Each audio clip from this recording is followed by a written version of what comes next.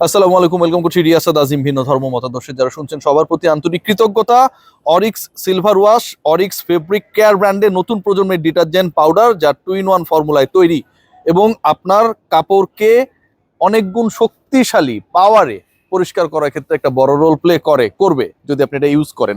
গুড়ি গুড়ি বৃষ্টি পড়ছে না শীত পড়ছে আমরা জানি না, তবে একটা ব্যাপার মোটামুটি আমরা জানি, সেটা হচ্ছে বাংলাদেশ প্রিমিয়ার লিগ বিপিএল কে অনেকের গুনায় ধরার টাইম নাই, এবং যাদের এই বিপিএল কে গুনায় ধরার টাইম নাই তারা আইপিএল এ বেশি মনোযোগী।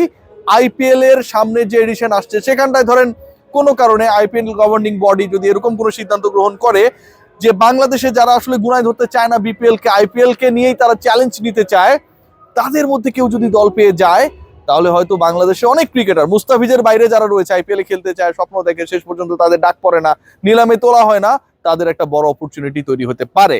সিলেটের ফাহিম আল চৌধুরী, পুরো সিলেট শহরের মধ্যে যদি আপনি যান, ঘুরেন ফিরেন, মোটামুটি এই লোকের প্রচুর প্রচুর ব্যানার দেখতে পাবেন, এবং সেই ব্যানারগুলোতে হচ্ছে তার দুইটা ছবি, একটাতে তিনি দাঁড়ায় আছেন, আরেকটাতে তিনি গোল্লার মধ্যে ঢুকে আছেন। অনেক ভাবসাব নিয়ে তিনি আছেন এই ভদ্রলোক। এবং আজকে যখন প্রথমবার মিডিয়ায় কথা বলতে গেলেন, মানে একটা দলের মেন্টর বা উপদেষ্টা হিসেবে তিনি যখন কথা বলতে গেলেন, এবং সেই দলটা যখন বিপিএলেই খেলছে, দেখুন সিলেটবাসীর কিন্তু ক্রিকেট নিয়ে আগ্রহের কোনো কমতি নেই। সিলেটে খেলা হলে পুরো মাঠ ভরে যায়, ক্রিকেটকে সাপোর্ট করতে আসে, বিপিএল কে সাপোর্ট করতে আসে, whatever the tournament is, they have the enthusiasm. So এই মানুষগুলো যারা সিলেটে বসবাস করে, সিলেটের দলকে সাপোর্ট করার জন্য মাঠে আসে ঠান্ডার মধ্যে, সেই দলের উপদেষ্টা বলছে বিপিএল কে গুনায় ধরার তার টাইম নাই। এই যে তার বিপিএল কে গুনায় ধরার টাইম নাই, এই বক্তব্যটা তিনি যখন দিলেন, তখন আমি একটু চিন্তা করলাম যে আসলে সিলেট দলটা কিভাবে বিসিবিতে এলো, কিভাবে বিপিএল এলো, সেই টাইমিংটা কি ছিল। এবং ওই টাইমিং খুঁজতে গিয়ে যেই তথ্যগুলো আমার সামনে এসেছে, এগুলো কেউ যদি চ্যালেঞ্জ করে আমি দিতে পারবো। বাংলাদেশ ক্রিকেট বোর্ড বলেছিল কি, যে বিপিএল এ কোনো দল যদি আসতে চায় 1000 কোটি টাকা টার্নওভার দেখাইতে হবে, রাইট, প্রতিষ্ঠিত ব্র্যান্ড হতে হবে, কোম্পানি হতে হবে। তো সিলেটের এই ট্রেড লাইসেন্সটা আমার কাছে চলে এসেছে। এটা যদি আমরা টাইমিংটা দেখি, এই টাইমিং এ বলা হচ্ছে এই লাইসেন্সটা ইস্যু করা হয়েছিল নভেম্বরের 3 তারিখ 2025। ওকে, এবং এই ব্যবসা যিনি এই দলটা পেয়েছেন তার ব্যবসা শুরু করেছেন তিনি হচ্ছে নভেম্বরের 2 তারিখ 2025 এখনো চলমান। নভেম্বরের 29 2025 হয়েছে প্লেয়ার্স ড্রাফট। ক্রিকেটার ড্রাফট হবার 26 দিন আগে একটা কোম্পানি ফর্ম করা হয়েছে,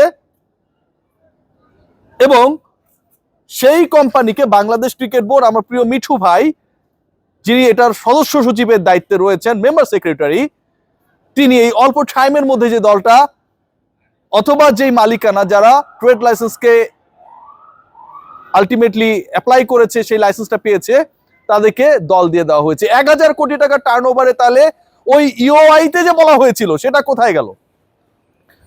ব্যবসার ধরন দেখানো হচ্ছে এটা একক ব্যবসা, যৌথ না। তাহলে যিনি বললেন বিপিএল কে গোড়ায় ধরার টাইম নাই, এবং বিপিএল এ তার দল যদি টপ 4 যায় তাহলে তিনি ব্ল্যাঙ্ক চেক দিয়ে দিবেন, সেই টাকা তিনি কোত্থেকে দেবেন? তিনি তো এই দলের মালিক না। যেই ট্রেড লাইসেন্সের আন্ডারে দল নেওয়া হয়েছে সেখানটায় যেটা বলা হচ্ছে, এখানকার পার্টনার কেউ নেই, দলের মালিক যিনি তিনি এটার মালিক। ভালো কথা, কোনো সমস্যা নাই। 26 দিনের মধ্যে ট্রেড লাইসেন্স পাবার দলও পেয়ে গেছে, বিশাল ব্যত্যয়। কিন্তু টার্নওভার কোথায়? আমি লজিক্যালি কথা বলছি।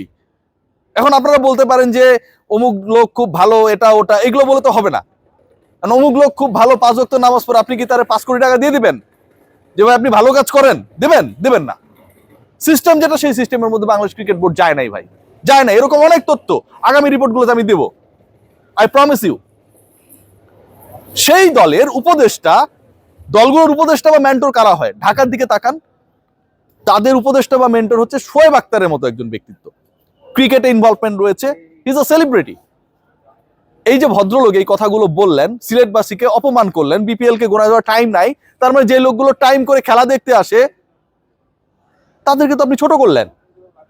এরপর আপনি বললেন ব্ল্যাঙ্ক চেক দিয়ে দিবেন, যেই বিপিএল কে আপনি গোনায় ধরছেন না, সেই বিপিএল এ আপনার দল, যেই দলে আপনি উপদেষ্টা টপ 4 গেলে আপনি ব্ল্যাঙ্ক চেক দিয়ে দিবেন। আপনার টাকার উৎস কি তাহলে? ব্ল্যাঙ্ক চেক মানে তো ইনফিনিটি। চেক ব্ল্যাঙ্ক থাকবে, আপনি অ্যাকাউন্টে মানে চেকের উপরে আপনি অ্যামাউন্ট বসায় নেবেন। এটাও তো খুব রহস্যজনক। আপনার এত টাকা, আপনি টপ 4-এ গেলে ব্ল্যাঙ্ক চেক। ভাই টপ 4-এ যাওয়ার আগে দলটাকে শক্তিশালী করার জন্য করলেন না কেন? আপনার দলে কেন একজন মুস্তাফিজ নাই? কেন আপনার দলে তাসকিন নাই? কেন আপনার দলে মাহমুদুল্লাহ রিয়াদ বা মুশফিকুর রহিমরা যখন আনসোল্ড ছিল আপনি ট্রাই করলেন না ভাই? কেন আপনার দলে সাইফ হাসানের মতো সিজন পারফর্মার নাই? আপনি বলেছেন আপনি টাকা দিয়ে চ্যালেঞ্জ নিয়ে ইন্ডিয়ান পাকিস্তানি ক্রিকেটারদের নিয়ে আসবেন। Have you any idea about the players of India? ইন্ডিয়ায় যারা খেলে, ভারতীয় ক্রিকেট বোর্ড, এনওসি তাদের আইপিএল ছাড়া অন্য কোনো লিগ খেলতে কাউকে দেয় না, এক্সেপ্ট দ্য রিটায়ার্ড ক্রিকেটার। আপনি জানেন, আপনি নিয়ম জানেন, আইপিএল এর অনেক খোঁজ খবর রাখেন, বিপিএল এ গোনায় তো আপনার টাইম নাই, কিন্তু যেই টাইম নিয়ে আপনি হচ্ছে আইপিএল এর খোঁজ রাখেন, সেই আইপিএল এর ক্রিকেটাররা যে অন্য কোনো এক্সেপ্ট আইপিএল ফ্র্যাঞ্চাইজি লিগ খেলতে পারে না, এই খবরটা আপনি রাখেন। সফরে যদি চলে যায় আপনার দল, তাহলে আপনি এই ইন্ডিয়ান ক্রিকেটারদেরকে কিভাবে নিয়ে আসবেন? আপনি কি সেই টাইমটা পাবেন? পাবেন না। আচ্ছা, আপনি কে? আমার এটাও একটা জানার ইচ্ছা যে আইপিএল কে আপনি চ্যালেঞ্জ জানাতে চান, আইপিএল এ কে কাকে চ্যালেঞ্জ জানায়? দেখেন, আইপিএল এ ধরেন হচ্ছে আম্বানি যারা, তারা চ্যালেঞ্জ জানায় হচ্ছে ধরেন অপর যে গ্রুপ, ইন্ডিয়া সিমেন্টের মালিক একসময় হচ্ছে বিসিসিআই এর প্রেসিডেন্ট ছিল, তাই না? সবাই তাদের চেনেন, শ্রীনিবাসন, ওই গ্রুপের লোকজনকে। আইপিএল এ প্রীতি জিন্তা চ্যালেঞ্জ জানায়, নেস ভাদিয়া, তারা চ্যালেঞ্জ জানায় হচ্ছে শাহরুখ খানকে, জুহি চাওলাকে। আমি বুঝতে পারলাম না যে আপনি এদেরকে চ্যালেঞ্জ জানাবেন, মিস্টার সাইদ ভাই, ফাহিম সাহেব, এটা আমাদের নাজমুল আবেদিন ফাহিম ভাই না, নাজমুল আবেদিন ফাহিম ভাই অনেক ভালো মানুষ। ফাহিম ভাই আসসালামু আলাইকুম। ইনি হচ্ছেন সিলেটের উপদেষ্টা, যিনি আইপিএল এর সাথে খবর রাখেন, চ্যালেঞ্জ জানান, আইপিএল এর বা ইন্ডিয়ার ক্রিকেটারদেরকে নিয়ে এসে খেলাবেন। তিনি এমন একটা দল করছেন যেখানটায় বাংলাদেশের বেস্ট ক্রিকেটাররা নাই। কারা বিপিএল চালাচ্ছে এবং বিপিএল এ কারা অংশ নিচ্ছে? এক দলের মালিক কয়দিন আগে বললো যে আমি 10 লাখ টাকা রেডি রাখছিলাম, জিতলেই বোনাস দিয়ে দিতাম। ওই দল প্র্যাকটিসের সময় 10টা বল পায় নাই, উনি নাকি 10 লাখ টাকা রেডি রাখছে। আবার বলে দিল যে জাকির আলীর আমার পছন্দ, আমি ক্যাপ্টেন বানাবো না। কি সব কথাবার্তা ভাই! আরেকজন এসে বলছে যে বিপিএল কে গোনা আমার টাইম নাই। আপনাদেরকে অসংখ্য ধন্যবাদ দর্শক, আপনাদের মূল্যবান টাইম নিয়ে আমার এই আলোচনাটা শোনার জন্য। Take care.